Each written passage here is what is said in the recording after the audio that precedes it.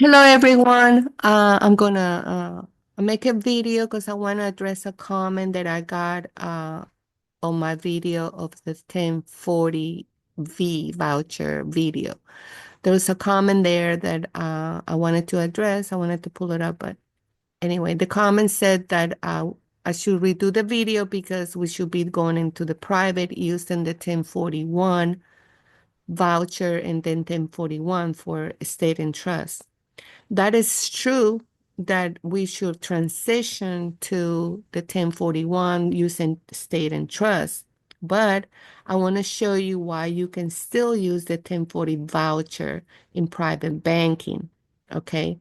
So I'm going to share my screen. If you're still in commerce, you want to transition eventually to the 10, state and trust. That's what the transition is for. But you can still, if you have presentments in your hand, you still have bills, you can use the 1040V, even though you're trying to go into the private, or you have a private capacity and you have a public capacity, both at the same time. You're two people. You see, you're this commerce person, the blue card person, but you still the living person, you still the private, so you can use it. You don't want to use one of the things about a status correction is that you want to get away from the Social Security and use it anymore. I do not use my Social Security anymore. I don't use any of that. I am transitioning to trust and to all these things in the private. Okay. So I'm going to share my screen. I'm going to show you what a voucher is. Okay, hold on a second. I'm going to show you, okay, what a voucher is. I think I'm sharing my screen, yeah. Okay, it's a voucher, a small printed piece of paper that entitles the holder to a discount or that it may be exchanged for goods and services. That's why you can use this voucher, which is the 1040V, still in private banking.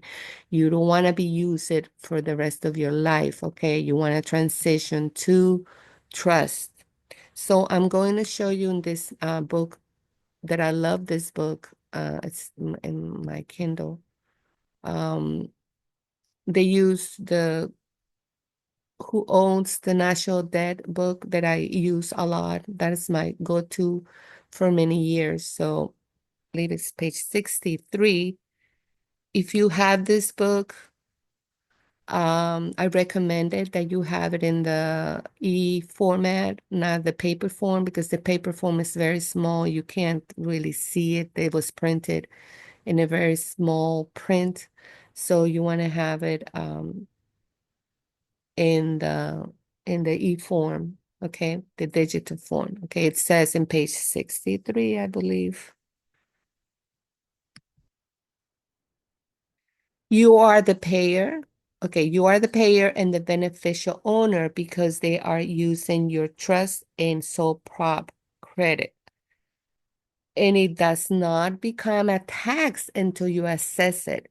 And the way you assess it is by filing forms paid to the order of the U.S. Department of the Treasury. Okay. And in this book, it shows you how to endorse it and it shows you how to send it to the IRS, send it to the company. So this book is still relevant, and this is the safe way to go, okay, in this setting of the bills. And I showed this endorsement here in this book. I'm just going to read a little bit right here. It says, contract law, okay? This is the endorsement right here on the left, okay, that I talk about all the time. And that's how I've done all the processes, but I've used it a lot and it does work. Oral contract, written contract, and performance contract. Performance contract is the most damaging to us. If we act like defendants and argue law or resist resist zeroing our account. This is about zeroing your account, and then 1040 voucher helps you to zero the account in the private ledger. You see, we are in commercial dishonor. Okay, so we are resisting zeroing the account. And then it says like you're toast and may go to jail. Yes, that's true. Okay. But here it says you do not go to jail for filing your taxes because you make it's a taxable event. Okay. So zeroing the resist to zeroing your account is not a crime. I mean, resist it is, zero, you're going to go to jail. That's what it says right here. So that's why the voucher is very important because in private banking, you can utilize the 1040 voucher. If you go to my private banking course, then I have 40% off, put all this paperwork in place, sends all these forms, you will see that the 1040 voucher is very important to settle accounts, okay, to set off your debts, okay? And this book helps you a lot. I would recommend this book. Um, it has all the information, read about it, read the whole thing. Now, it gives you a choice right here where you use the OID. Read it really carefully. You can even send a letter here. They have a letter. You just don't want to deal with filling out forms for, zeroing the account and doing your taxes the proper way in the private, in your private capacity. They have a letter here. Hey, send this letter with, with the information, and it tells you right in here how to do it. So if you want to start this journey and then eventually transition to trust and to your private capacity with the state EIN and the private banker EIN and the foreign grantor trust, and have your trust in place, and you want to do a structure where you are going to actually, I wanted to show you something else. You want to transition to trust. You have to have at least, I would say, 4 trusts. Okay, at least 4 to 6 trusts to work with. In each of there's private trust, right? In the private capacity. There's some like the revocable living trust that you want to get an EIN for that one.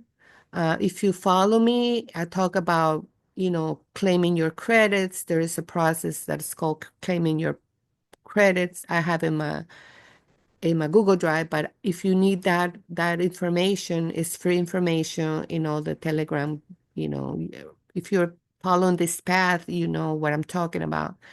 And that process, if you do that process, you do the revocable living trust, and you give notice to in the non-decedent letters and your social security, and you follow the whole process, that will give you a status correction. That will give you a status correction somewhat. And because you give notice to these entities. So you want to do that. You want to have a revocable living trust. You want to have a foreign trust. And you want to, if you have a family, you want to have a family trust also. And then later you will learn, and then enterprise trust. And the umbrella of all the trusts will be the foreign trust. And then you want to have also a nonprofit, a 501.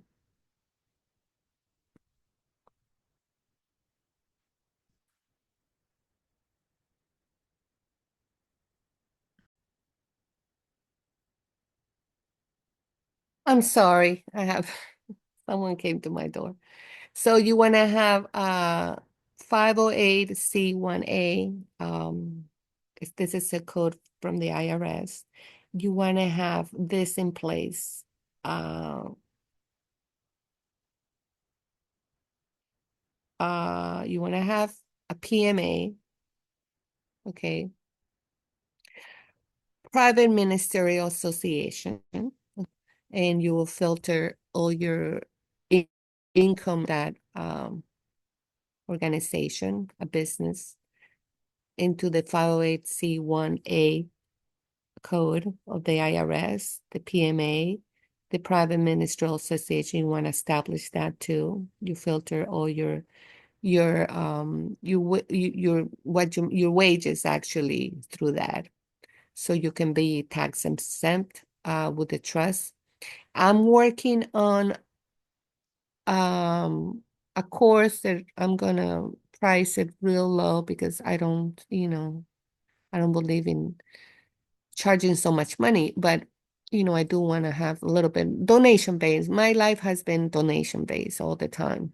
I do a lot of ministry and stuff like that. So then I am going to put in that course, how do you fund?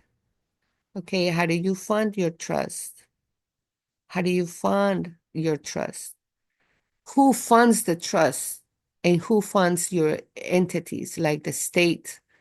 Who funds your entities that you have EINs for that you applied in my private banking course? How do you fund them? You actually use your Social Security person to fund these entities, okay? And I'm going to teach you how to do that. A lot of people are getting, very advances in I'm learning a lot of things, but I'm not executing a lot of them because I really, in my capacity, I really don't want to go there. Okay, I'm just learning it. But you can actually, from your Social Security person, can fund those entities. Okay, lawfully. There's nothing shady about that. You can lawfully actually uh, fund these entities because I'm going to show you how to do that. I'm working on that course. Okay, so you can use to fund those entities.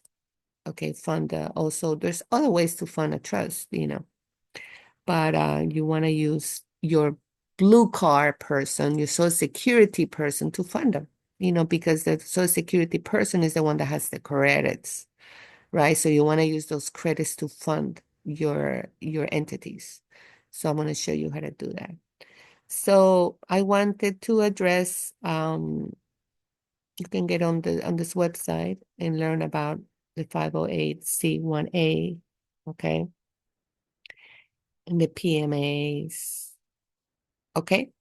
So I wanted to address that. You can use the voucher. You can use it in private banking. You want to get, like I said again, I want to repeat it in repeat mode. You want to get away from all that.